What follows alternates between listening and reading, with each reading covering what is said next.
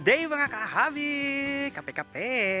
It's me again, Weng from RGO Mini Coop at iba pa. And for today's video, it's another new update dito sa ating Mini Coop. And nandito ako ngayon sa labas kasi nga dinadama ko yung freshness ng hangin tsaka yung lamig ng panahon dito sa area namin. Kasi nga, ito nga, yan o, sa likod dito na yung ang bundok and then yung ang asan na ba yung Mount Matutong nawawala, ayun ang Mount Matutong. O diba, kita nyo mga kahabi, ayan yung update. Saka wag nyo nang pansinin yung aking damit, baka sabihin nyo ano ba yung vlogger na yan, ba't ganyan palagi yung damit niya. Syempre pag andito ako sa namin, sa lugar namin, ito lang talaga yung damit na iniiwan dito, wash and wear lang po mga kahabi. Kaya but anyway, ang update natin ngayon is yung, naalala nyo ba yung ating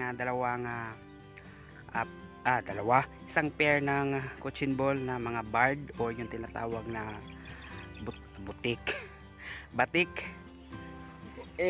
Yun nga, nung dumating yan dito, siguro mga almost 1 month na andito sa coop natin, is hindi pa palagi lang nangingitlog. Although na nasasampahan naman siya kung minsan hindi naman. Kaso nga lang, yun nga yung kasasabi ko lang na maliit yung kulungan, hindi pwedeng paglagyan ng ng paitlogan. So hinahayaan ko na lang siya itlog doon, kung minsan nilalaga ko na lang. And this past 2 months naman is palagi na rin nangingitlog, and sa dami ng itlog niya nasasayangan naman ako ilaga, kasi nga wala pa tayong palabas doon. Kaya ginamit ko yung mga itlog niya, kasi nga may mga panahon kasi na nasasampahan siya ng kanyang partner. Kaya may tendency kasi nga na may mga ibang itlog doon na fertile. So ang ginawa ko, may standard bantam kasi kami doon sa old namin na tinitirhan doon, pinalimliman ko. Tapos yung 4 na itlog noon is pinalimliman ko din sa aking sirama, kasi yung ating mga sirama nung pinakita ko nung last na pangalawa niyang clutch, kaso nga infertile lahat, tinanggal ko, sayang naman yung pagiging broody niya. Kaya siningit ko yung mga itlog ng ating mga cochin ball. Kaya ayun, nagkaroon po tayo ng dalawang mga palabas dun sa ating mga cochin ball, which is hindi naman sila naglimlim, pero ginamitan natin ng mga foster parents. Kaya stay tuned mga kahabi! Gaya nga ng sinabi ko kanina mga kahabi, ito na yung ating isa sa mga foster parents. Siya yung nagpapisa ng isang itlog ng ating cochin ball. And kapatid niya to, kaso nga lang mas malaki na. Nasa mga week old na kasi to Galing to sa old house namin. Ayan, malaki na, may mga balahibo na din, malalaki. Tapos yung kapatid niya na isa, maliit pa, nasa mga days old pa lang. Ayan, ito, kunin natin, pero muna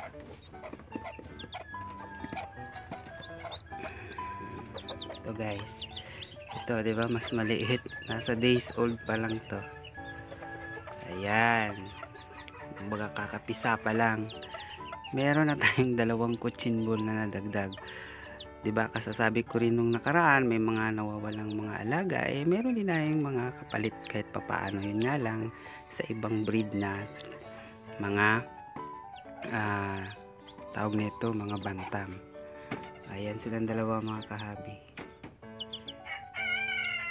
Yung isa is days old pa lang, yung isa is week old na to. Ito week old na, tanda na, malaki na. Ayan sila. Ayan, ito. Kita nyo. Ayan mga kahabi, yung update sa ating mga bagong mga pasisiw dito sa ating Mini Coop. Nakakatuwa lang isipin kasi nga ayan, ang kakit nilang dalawa. Ayan o, cute, week old tsaka days old. week old tsaka days old, di ba? Sa isang nanay lang yan yung ating cochin ball.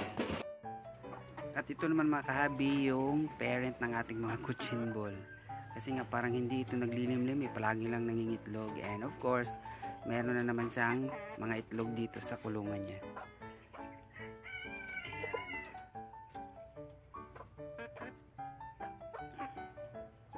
May 4 na naman siyang mga itlog. Hopefully sana maglimlim to para okay ang lahat. Ayan, diba? Pakaamo nila mga kahabi.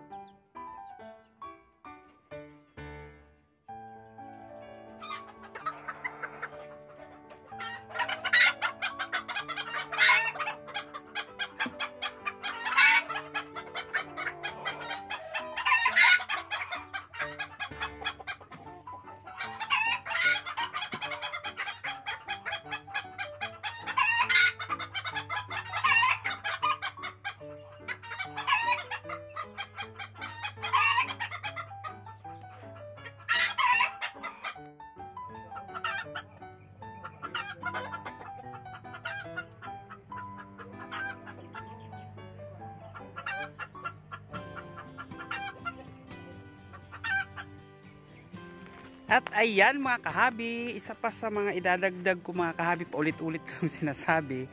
Kasi nga, nakita nyo naman yung update sa kulungan, yung mga alaga ko, parang matamlay. Palaging nilalamig. Kasi nga, iba yung panahon dito eh. Makulimlim.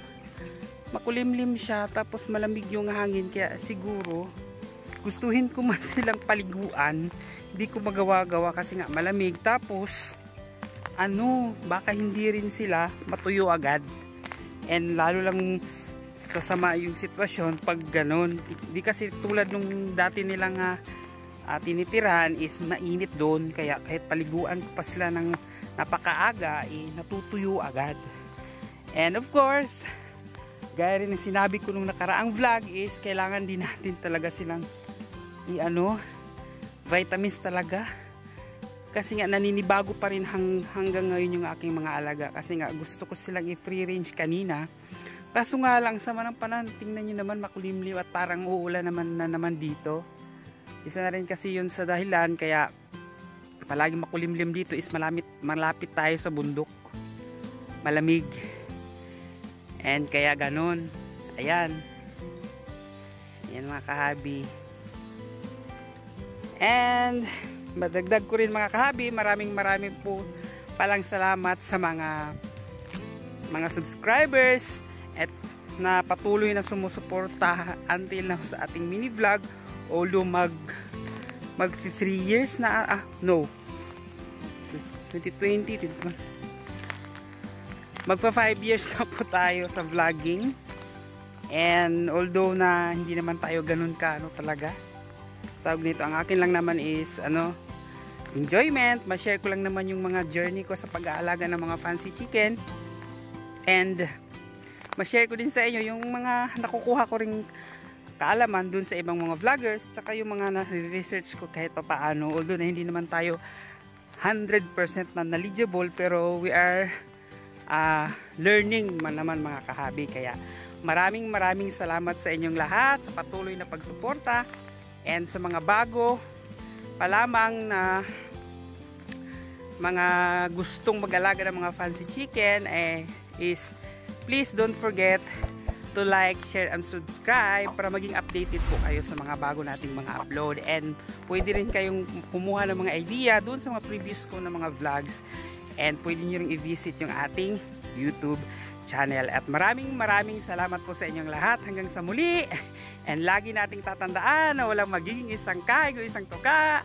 Kung ikaw ay matyaga, always po may nilaga. Maraming salamat sa inyong lahat mga kahabi. Hanggang sa muli. Paalam!